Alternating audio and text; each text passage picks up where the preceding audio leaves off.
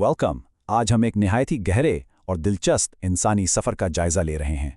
एक ऐसा सफ़र जहां इंसान अपना पूरा नज़रिया हयात ही बदल देता है। तो चलिए बिना किसी देर के शुरू करते हैं और देखते हैं कि मज़हब की तब्दीली यानी कन्वर्शन के पीछे आखिर कौन से जज्बाती और साइंसी अवामिल काम कर रहे होते हैं। ये वाकई एक ऐसी तब्दीली है जो इंसान की पहचान को बिल्कुल एक नया रूप दे देती है। ज़रा इस गहरी बात पे गौर करें। अगर पैसा, शोहरत और पूरे हुए ख्वाब खुशी नहीं देते तो ज़िंदगी का असल मकसद क्या है? सोचिए ज़रा। ये एहसास कैटरीना नाम की एक टीनेजर को हुआ था। वो म्यूज़िक इंडस्ट्री की चमक दमक, क्लब्स और मशहूर लोगों के दरमियान घिरी हुई थी। बाहर से तो सब कुछ बिल्कुल परफेक्ट लगता था, राइट? लेकिन इस ग्लैमर के पीछे जो एक खोखलापन था, उसने उसे एक नए रास्ते और एक सच्चे मकसद की तलाश पर मजबूर कर दिया। पहला हिस्सा द सर्च फॉर मीनिंग यानी मानी की तलाश। आइए देखते हैं कि ज़ाहिरी कामयाबी के बावजूद अंदर का खालीपन किस तरह एक नए सफ़र का आगाज़ बनता है। तो कैटरीना की ज़िंदगी असल में दो मुख्तलिफ हिस्सों में बटी हुई थी। एक तरफ वो ज़ाहिरी कामयाबी थी, जैसे म्यूज़िक क्लब, सेलिब्रिटी इवेंट्स और ढेर सारा पैसा।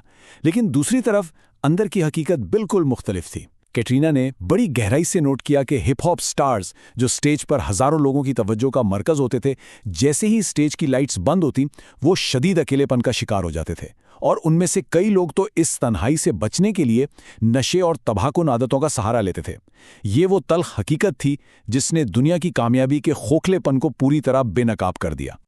और बस यहीं से एक बहुत अहम सवाल पैदा होता है, एक इंसानी दिमाग में असल में क्या होता है जब वो अपने पूरे अकीदे और नज़रिए को इतनी तेज़ी से और मुकम्मल तौर पर बदल लेता है। मेरा मतलब है, जब कोई शख्स सुकून की तलाश में अपने ज़िंदगी भर के तसव्वुरात छोड़ के बिल्कुल एक नया रास्ता चुनता है, तो नफ्सियाती तौर पर आखिर क्या अमल गुजर रहा होता है उस पर। दूसरा हिस्सा द साइंस ऑफ कन्वर्जन, एक नफ्सियाती जायज़ा। इस सवाल का जवाब तलाश करने के लिए हम 2025 की दी ओपन साइकोलॉजी जर्नल की एक तहकीक पर नज़र डालते हैं, जिसने ख़ास तौर पर इंडोनेशिया में इस्लाम कबूल करने वालों की नफ्सियात का बड़ा गहरा तज्ज़िया किया। इंडोनेशिया में उन अफराद के लिए मुअल्लिफ का लफ्ज़ इस्तेमाल होता है जो मज़हब तब्दील करते हैं। तहकीक करने वालों ने उन मुअल्लिफ अफराद का मुशाहिदा किया जिन्हें अपने अक़ायद को नए सिरे से तरतीब देने की वजह से अपने ही ख़ानदान और समाज की तरफ से शदीद दबाव और मुखालिफत का सामना करना पड़ता है। देखिए, ये सिर्फ किसी अकीदे की तब्दीली नहीं होती, बल्कि अपनी पूरी की पूरी समाजी पहचान को दोबारा लिखना होता है, जो कि बिल्कुल आसान नहीं है। तो इस तहकीक में जो सबसे अहम पॉइंट सामने आया वो एक ज़बरदस्त साइकोलॉजिकल पाथवे है, यानी एक नफ्सियाती रास्ता। रिसर्चर्स ने दरियाफ्त किया कि किसी भी नए मज़हब में दाखिल होने वाले के लिए सोशल सपोर्ट यानी समाजी हिमायत सबसे पहला और सबसे अहम कदम है। ये समाजी हिमायत सीधा उनकी स्पिरिचुअल वेलबींग यानी रूहानी सेहत को फ़रोग़ देती है, और फिर नतीजे के तौर पर ये रूहानी मजबूती उनकी ज़िंदगी के मेयार यानी क्वालिटी ऑफ लाइफ को बेहतर बनाती है। ये बिल्कुल एक चेन रिएक्शन की तरह है जो सपोर्ट से शुरू होकर ज़िंदगी की बेहतरी पर जाके ख़त्म होता है। तीसरा हिस्सा द रोल ऑफ कम्युनिटी, समाजी ताउन की अहमियत। ये देखना वाकई बहुत दिलचस्प है कि एकेडमिक डेटा असल ज़िंदगी की जीती जागती कहानियों में कैसे असरअंदाज होता है। याद है अभी हमने कैटरीना की बात की थी।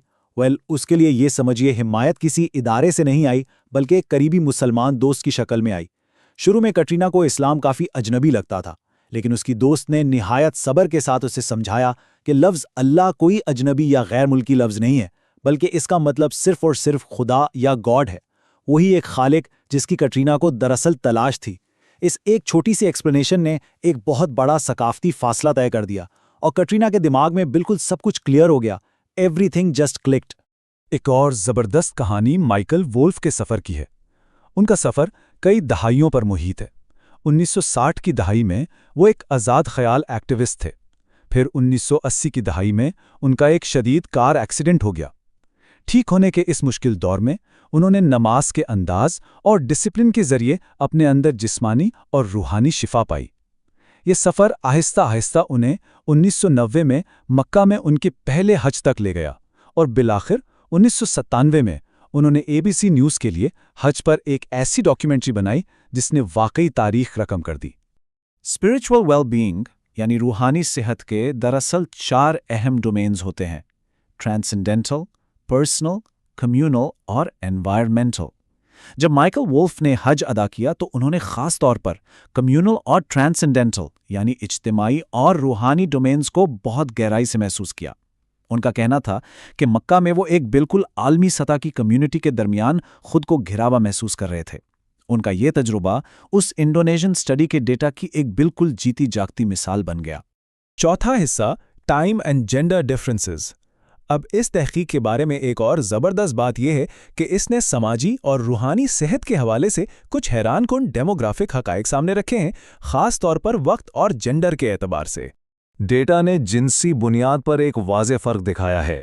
تحقیق کے مطابق نیا مذہب قبول کرنے والی خواتین میں روحانی صحت کا لیول مردوں کے مقابلے میں نمایاں طور پر زیادہ ہوتا ہے۔ ایسا لگتا ہے کہ عورتیں مذہبی اور روحانی تجربات کو زیادہ گہرائی سے محسوس کرتی ہیں اور انہیں بہتر انداز میں اپناتی ہیں۔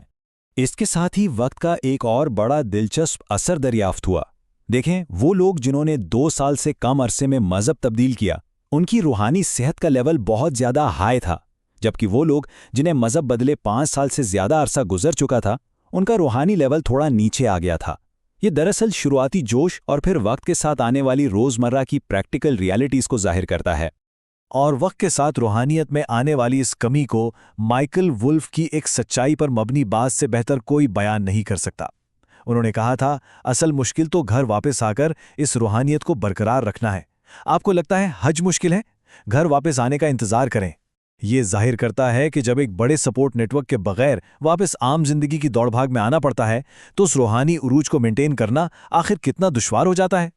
5واں حصہ، فائنڈنگ پیس اینڈ پرپز۔ تو سب سے اہم بات جو ہم یہاں آبزرو کر رہے ہیں وہ یہ ہے کہ ہمارے ارد گرد کے لوگوں سے ہمارا تعلق اور ہمارا اندرونی سکون آپس میں کتنی گہرائی سے جڑے ہوئے ہیں۔ اگر ہم کٹرینہ اور مائیکل کی کہانیوں کا موازنہ کریں تو تصویر بالکل صاف ہو جاتی ہے۔ اس ایبسٹریکٹ جرنل کی تحقیق ان جیتی جاگتی کہانیوں میں ڈھل جاتی ہے۔ دیکھیں، کٹرینہ کا کیٹلسٹ اندر کا خالی پن تھا اور سپورٹ اس کی ایک دوست تھی جس سے انہیں سکون اور پہچان ملی۔ وہیں دوسری طرف مائیکل کا کیٹلسٹ ان کی انجری تھی، سپورٹ انہیں موس کی کمیونٹی سے ملی اور وہ ایک گلوبل سٹوری ٹیلر بن گئے۔ دونوں میں ایک ہی بات کامن ہے، سوشل سپورٹ ہی وہ الٹیمیٹ سہارا ہے جو ایک نئی زندگی کی بنیاد رکھتا ہے۔ آخرکار یہ جائزہ اس بنیادی نقطے کو بالکل واضح کر دیتا ہے کہ کوئی بھی نیا نظریہ حیات اپنانا آسان نہیں ہوتا۔ یہ ایک کمپلیکس اور لمبا سفر ہے جس میں روحانی مقصد اور لوگوں کا سہارا یعنی کمیونٹی سپورٹ ایک دوسرے کے ساتھ اس طرح گنتے ہوئے ہوتے ہیں کہ انہیں کبھی الگ نہیں کیا جا سکتا۔ ایک طرح سے یہ ظاہری حمایت اور باطن کے سکون کے درمیان چلنے والا ایک لائف لانگ ڈانس ہے۔ اس سفر کی آخری منزل کو مائیکل وولف نے ان بہترین الفاظ میں بیان کیا ہے، حج نے مجھے اس طرح جوڑ دیا جیسے ایک کیک جس کے تمام اجزاء بالآخر ایک ساتھ پک گئے ہوں۔ واقعی یہ بات اس سفر کے الٹیمیٹ مقصد کو کتنے خوبصورت انداز میں پیش کرتی ہے، زندگی کے بکھرے ہوئے ٹکڑوں کو جمع کر کے ایک مکمل، فنکشنل اور بامقصد وجود میں ڈھال دینا۔ اس تجزیے کو ختم کرتے ہوئے ایک آخری سوال ضرور ذہن میں آتا ہے، لوگ آخر اپنی سینس آف کمیونٹی یعنی اپنے پن کا احساس کہاں سے حاصل کرتے ہیں، اور یہ عام سے سمجھی تعلقات، گہرے عقائد اور زندگی کے آخری مقصد کو کس طرح تشکیل دیتے ہیں؟ یہ سچ میں ایک ایسی سوچ ہے جو انسانیت کے اس گہرے سفر کو سمجھنے کی دعوت دیتی ہے۔ اس سفر میں ہمارے ساتھ شامل ہونے کا بہت شکریہ۔